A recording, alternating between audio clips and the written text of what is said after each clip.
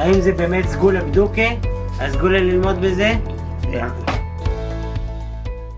Erev Tov and good evening, everyone. We're in the Zera Shimshon on Parshas Vayetzei. Tonight's learning session is dedicated in memory of Harav Yosef ben Aharon Nezri. He is the father of David Nezri, one of our most devoted and regular participants. And please have in mind that name, Harav Yosef ben Aharon, for Eloi Nishmaso, for an elevation of his neshama, and we extend our condolences to the entire Nezri family.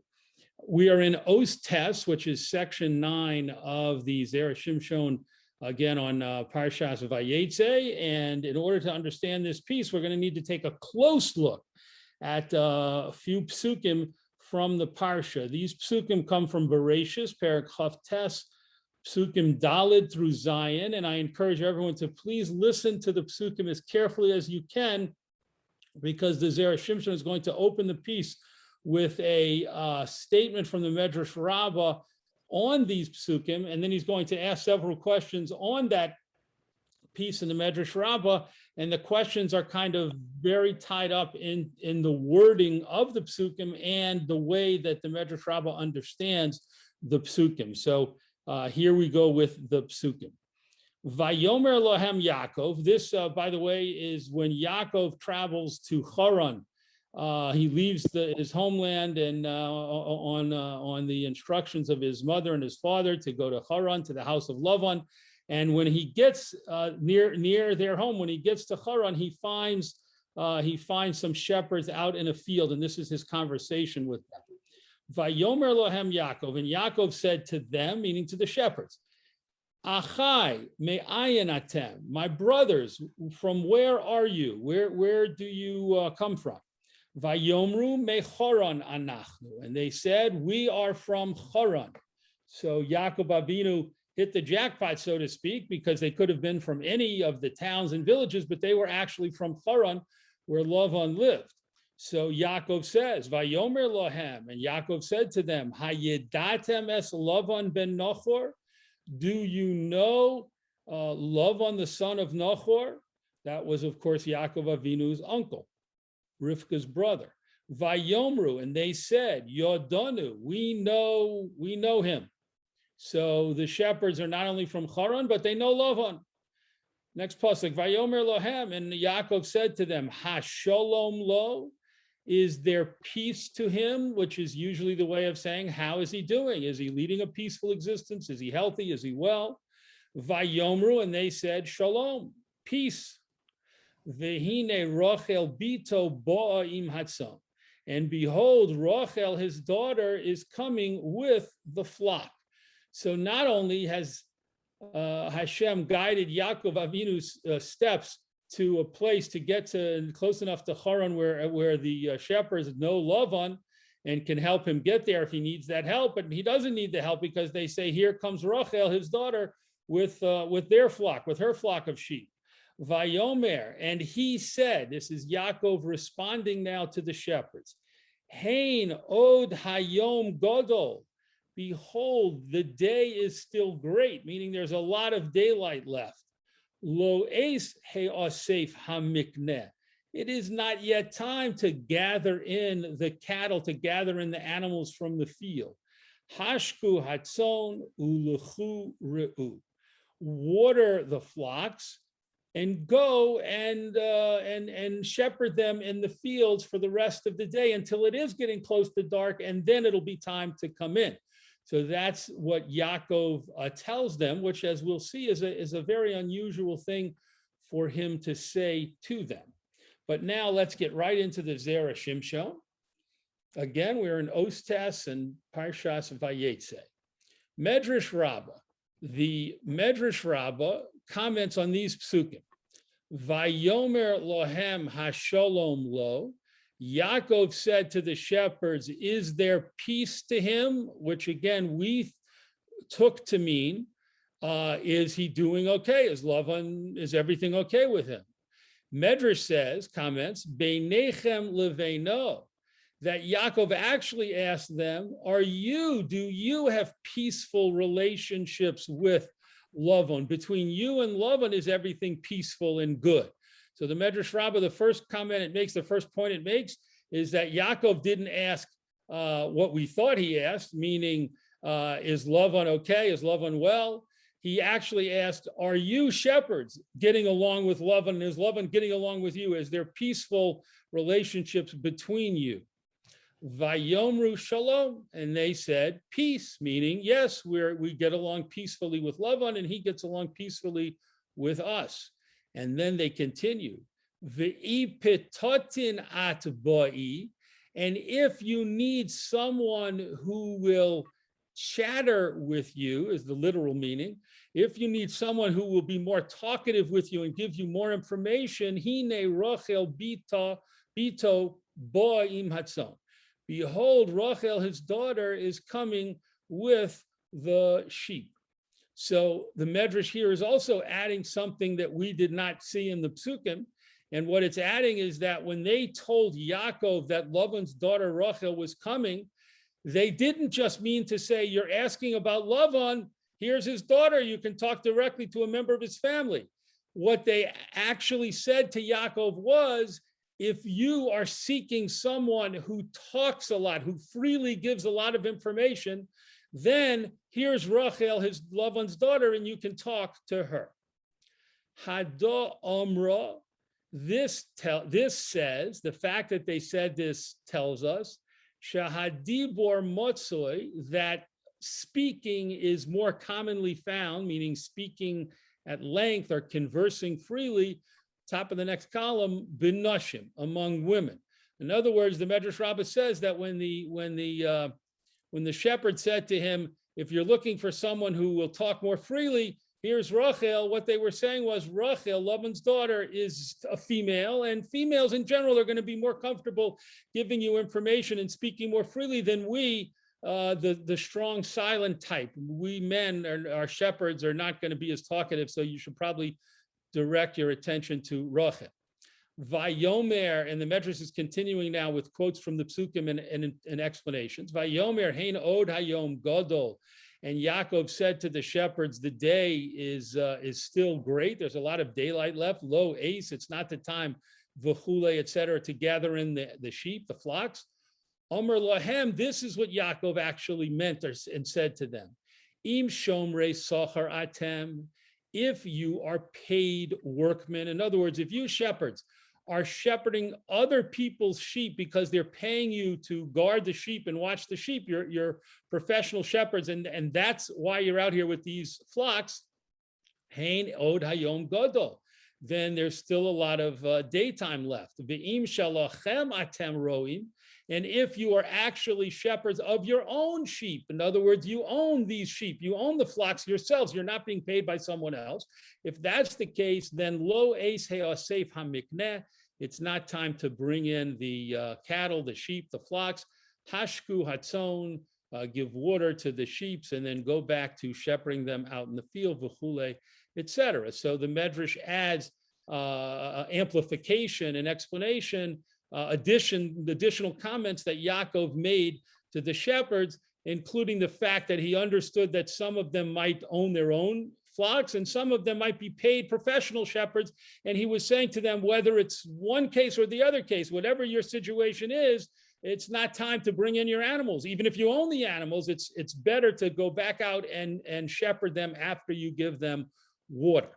Ad kan lashono, until here is a quote from the Medrash Rabbah. Mitchila kosha. From the very beginning, there's a difficulty. Minolon sheyakov hochicham hein od hayom gadol. How did the Medrash Rabbah know that Yaakov was rebuking them and telling the shepherds, there's still daylight, you shouldn't stay here any longer, you shouldn't tarry, you shouldn't delay and just sit around, quickly give your sheep water and take them back out? How did the Medrash know that that was the conversation? Perhaps Yaakov was just being friendly and giving them a tip, giving them a pointer, and just really making conversation with them about the fact that that there was still daylight left, and he would expect that they'd benefit from taking the sheep out. How did the Medrash Rabbah know that he was actually being critical of what they were doing and encouraging them to go back out to the field? V'hamiforshim tirtzu, and the commentators explain or answer this question, dimidikafil kra bilishne, from the fact that the pasuk doubled the language, and had quoted Yaakov as saying first, Hein od, behold, the day is still, there's much daytime left. Hein od hayom gadol. That's the first thing he said. And then he said, lo ace, hey, safe hamikneh. It's not time to bring in the animals. So from the fact that the Torah quotes Yaakov as saying two different statements about the fact that there's still more time to take the sheep out to the fields and to have them graze out in the fields, from the fact that he made two comments, Nafka le lebal hamedrash hachi. Then the person who wrote this piece in the Medrash Rabbah, this section of the Medrash Rabbah, learned out from the Torah that Yaakov was remonstrating with them, that he was criticizing them. If Yaakov was just making conversation, then he would have just said one comment like, hey, it's still a lot of daylight left. But by saying there's a lot of daylight left, number one, and number two, this is not the right time to have your sheep just sitting around here and getting ready to bring them home. This shows that Yaakov was actually criticizing them. So that's the answer to the first question that he asked, but we'll see now he's going to pose his real three questions that he really wants to focus on. Aval kosher al Yaakov, the real question is a question on how Yaakov conducted himself. Lama hichnis atzmo lemido zu. Why did he enter into acting this way that he acted? She'eino mimidas derech eretz, and it was not a respectful way that Yaakov spoke to the shepherds when he told them, take their sheep back out. Sheha echad ba lagur v'yishpot shafot. Will one person come, will a stranger come and judge us and judge our actions? That of course, is taken from a pasuk of what the people of Sodom said about Lot and to Lot. But the Zera Shimshon is using that here to say, look at what Yaakov's doing. He's a stranger. He's a foreigner. He just arrived. He just showed up. He doesn't know anyone. He has no personal connection to these shepherds. He certainly has no responsibility for them. And what does he do? He criticizes what they're doing, and he tells them to take the sheep back out into the field to graze. So the Zera Shimshon says that's not an appropriate way to act. That's not derech eretz. That's not a respectful way for a stranger and a newcomer to behave. So that's question one. The Od Kasha, and the Zera Shimshon poses a second question. Minolon shehem heshivu leYaakov. From where did the Medrash Rabbah know that the shepherd said to Yaakov this strange statement of "I pitatin at boi"? If you need a chatterbox to talk to, umi higid lahem sheYaakov mevakesh pitatin. Who told them, meaning the shepherds, that Yaakov was looking to meet someone who would talk very freely and chatter away the rest of the afternoon?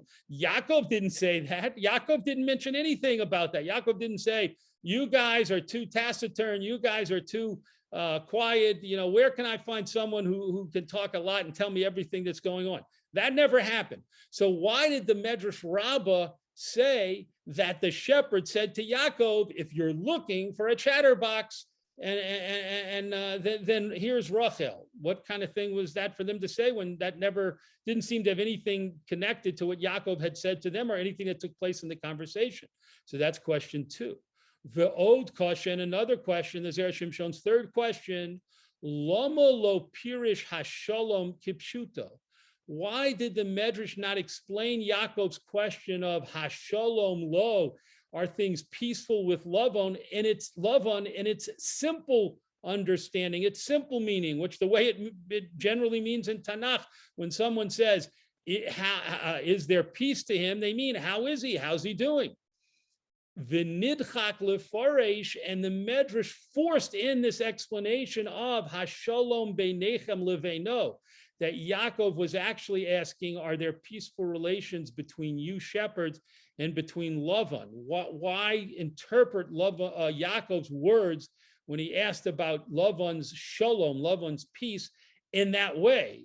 Why did the Medrash insist upon explaining Yaakov's words in that manner, which is different from the way those words, the words that Yaakov used, are generally understood? So those are the Zera Shimshon's 3 questions. Next paragraph. Venira, and it seems, it appears, dechado mitoretzes beyerech chaverta, that one question may be answered by answering its partner, meaning the other question. If we can answer one question here, then we can ultimately, there'll be like a domino effect, and we can end up answering all the questions. Lefisha adayin yesh lahakshos, because there's still another question that we need to ask al hapasuk on this set of psukim.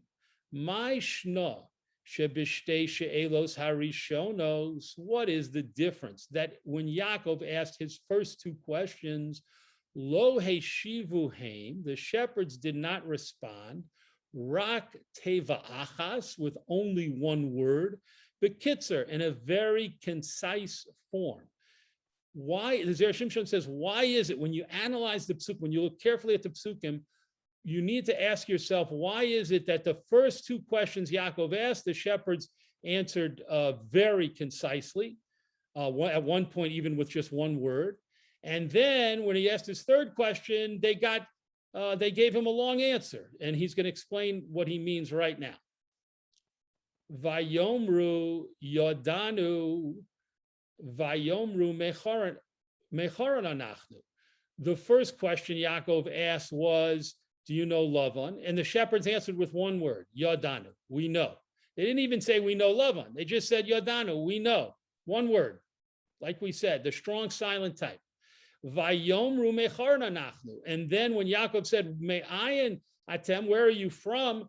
The shepherd said, Mecharna nachnu. We are from Haran, which is the minimum that they could say. They could have said Mecharan, from Haran, but they said Mecharna nachnu. We are from Haran. Again, a 2-word answer. So they gave a 1-word answer to his first question, and they gave a 2-word answer to his second question. V'kan hosifu lo hashiv. And here, when Yaakov asked his 3rd question, they continued and added the following. Hine Rochel bito. Rochel is, Hine, behold, Rochel, his daughter, is coming.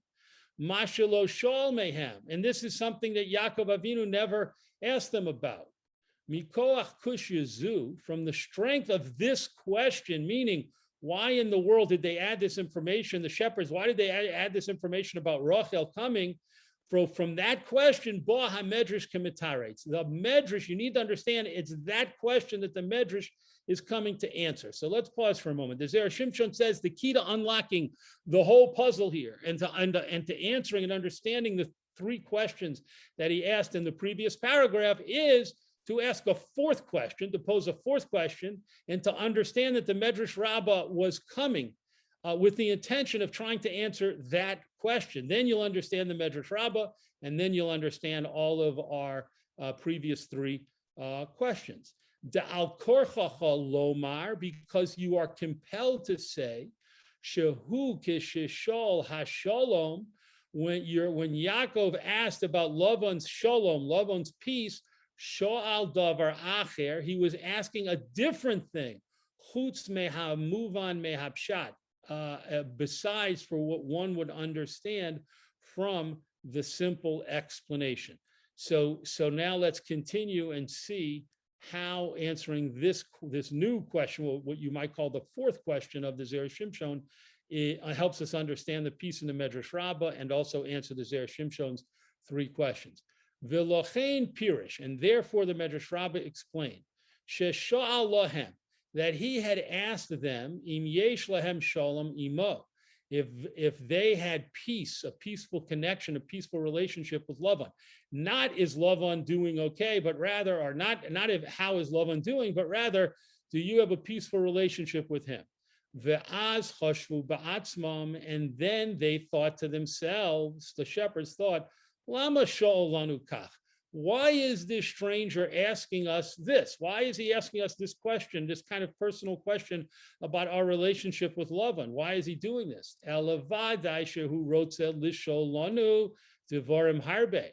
But clearly, he is the kind of person who wants to ask us a lot of questions. This is a talkative guy. This is a curious person. This is a person who likes to talk and wants to engage us in a long conversation, in a big, detailed conversation.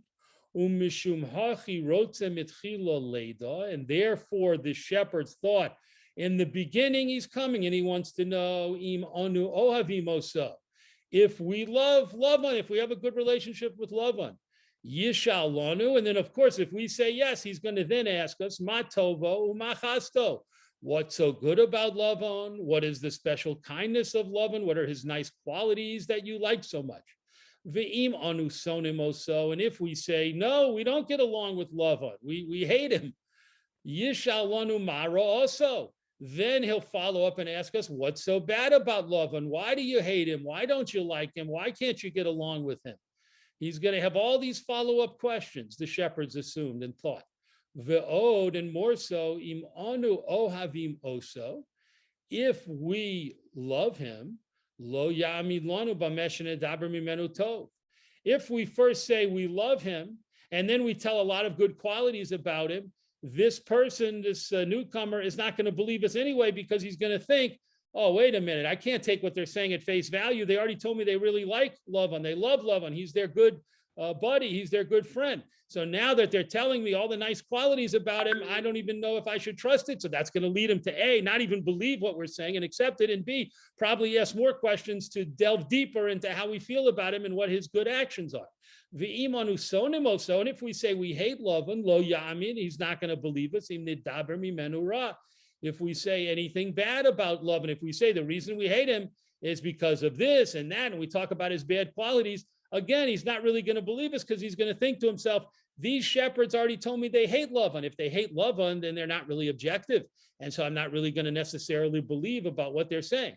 So the shepherds worked out a whole scene in their mind, a whole situation in their mind where Yaakov, because of the first question he asked, and that's where everything starts, made them think, well, didn't make them think, but led them on their own initiative to think that he was a way too curious person, and a person who asked lots of questions and also engaged people in long conversations. And they did not want to be engaged in a long conversation with a stranger who they didn't know. And A, that's A, and B, with a person who they're thinking whatever we say is not really going to believe us, and that'll just lead them to either ask more questions or not to listen to us anyway, in which case the whole conversation will be a waste of time. So that's what the shepherds thought, all because of the fact that that Yaakov walked up and said, do you know Lavan? And they said, yes, no problem. He walked up and said, where are you from? And they said, Mechar, we're from Choron. Then he said, do you know Lavan? And they said, yes, so far it's all good. And then he said, Hashalom lo, if you know Lavan, are you in peaceful, good relations, good terms with him? And that's where they said, that's a prying question. That's an inappropriate question. This newcomer, the stranger shouldn't have asked that question. And from the fact that he asked that question, which on Yaakov Avinu's part was an innocent question, they took it to mean all these bad things about Yaakov, and they decided they didn't want to talk to him. We'll continuing now to the moving in a moment to the next page. And therefore, Heishivu lo tekif, therefore they immediately responded to him. We don't want to answer and respond to all of your questioning. And if you want someone who's talkative and will be happy to answer all your questions, here comes Rachel, his daughter, etc. So the Zera Shimshon has explained to us what's really going on, what the real dynamic was in the conversation. And he showed us how that's what the Medrash Rabbah, that's why the Medrash Rabbah kind of amplified and added all these comments into the conversation between Yaakov Avinu and the shepherds that we would not see by just reading the psukim. As a matter of fact, not only would we not see those comments, but as the Zera Shimshon said, we would ask and wonder, where did the Medrash Rabbah get this stuff? Where is this coming from? All of these additional things that, oh, Yaakov Avinu meant this, and Yaakov Avinu added this statement, and the shepherd said this, and they meant this, and they added this. Where did that all come from? Answer, it all came from the fact that the shepherds became very suspicious of Yaakov when he asked the question, are you on good terms with Lavan? And that, you might say, is a creative comment that the Medrash stated, but the Zera Shimshon is saying the reason the Medrash Rabbah said that Yaakov Avinu asked that question is because otherwise the Medrash said there's no way to figure out the conversation between Yaakov and the shepherds doesn't make sense. The way they answered him and started talking about Rachel and saying, you want to talk to someone who's talkative, here's Rachel, wouldn't make sense unless you add these comments and unless you interpret it the way or give the context the way the Medrash Rabbah did. And once you understand that Yaakov said, do you have a good relationship with Lavan? Then everything follows and you can understand how the shepherds became suspicious of Yaakov and they said, we don't really want to talk to you, talk to Rachel and she can answer your questions. Continuing, Yaakov, and when Yaakov heard Shehem lo rotzu od laharich b'diborimo, that they did not want, the shepherds did not want to continue conversing with him, Amar lahem, he said to them, V'chis chire yom atem, are you paid shepherds for the day? Are you professional shepherds who get paid by the day to watch other people's sheep? And here, Zera Shimshon is now going to explain why he asked that very specific question. Shahaschir yom, because a person who's hired for the day, eno rashai laharich b'dibor, that person is not allowed, that person is forbidden from spending a lot of time in idle conversation as opposed to doing the job they're being paid to do. As it actually states in the Shulchan Aruch in the section of Choshen Mishpat. And here's a quote, Yizoher hapoel, a worker has to be careful, Shelo yevatel ma'at kan u'ma'at kan, that he shouldn't take a little break here and a little break here, ela chayov lidaktek al atzmo bizman, but rather he is obligated, a person who's being paid to do a job by the hour or by the day, he's being paid for his time, is obligated to be very careful on himself with his time. He must devote all of his time to doing the job that he's being paid to do. And he can't take little breaks here and there. And he can't just have little conversations with people that's not connected to the job. Shaharei hikpidu al bracha reviyah shel birchas hamazon, because behold, we find that Chazal were very careful about the law of saying the fourth blessing, of workers saying the fourth blessing of birchas hamazon, shelo yivarech osa, that people who are being paid for their time should not say that blessing when they say birchas hamazon. Let's just pause or digress for a moment to explain this. The first three blessings in birchas hamazon are considered min haTorah. Chazal tell us those are required by the Torah. The fourth blessing is of birchas hamazon is a blessing that was added rabbinically. So Chazal were so concerned that workers who were being paid for their time, being paid by the hour, being paid by the day, would devote every possible second to doing their job and would not waste time, that in order to teach that lesson, they said, workers, when you're in that situation and you have to just bench the first three blessings and fulfill your Torah obligation. Then stop and go back to do your work. You're not even obligated to say the fourth blessing of birchas hamazon, which everyone says, and which of course they would normally say, because it's only a rabbinic obligation, and we do not want you to waste a second from doing your job. What a powerful lesson that is to the proper mindset of what the proper mindset should be to that type of worker. So the Zera Shimshon says that's what Yaakov Avinu had in mind, and he'll continue. Now, v'im heyisim sechirim yom heid, and if you are in fact workers being paid by the day, and that's why you don't want to continue the conversation with me, then hein od hayom gadol, then look around you. There's still a lot of daylight left. The sun is still up in the sky. It's not about to set. There's a lot of daytime left, etc. And you, shepherd, should have been more careful about the time you're wasting sitting here at the well, more than you were so careful about saying any extra words or carrying on the conversation with me. So Yaakov was criticizing the shepherds, not stam, not for no reason out of the blue. He's a stranger after all. Rather, he's criticizing them or questioning their actions based on the fact that they ended the conversation with him and made it clear that they didn't want to waste time in idle conversation. So he said, I need help. I need information. I need directions. But if you're not willing to help me because you're so concerned about you doing your job, beautiful. Go do your job. Don't sit here around the wells. Go do your job. And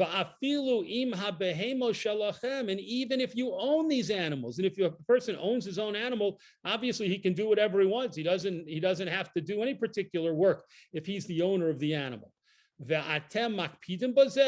But if you're the owner of the animal and you were so careful about not continuing the conversation with me because you were showing that you value the time to graze and work with your animals, then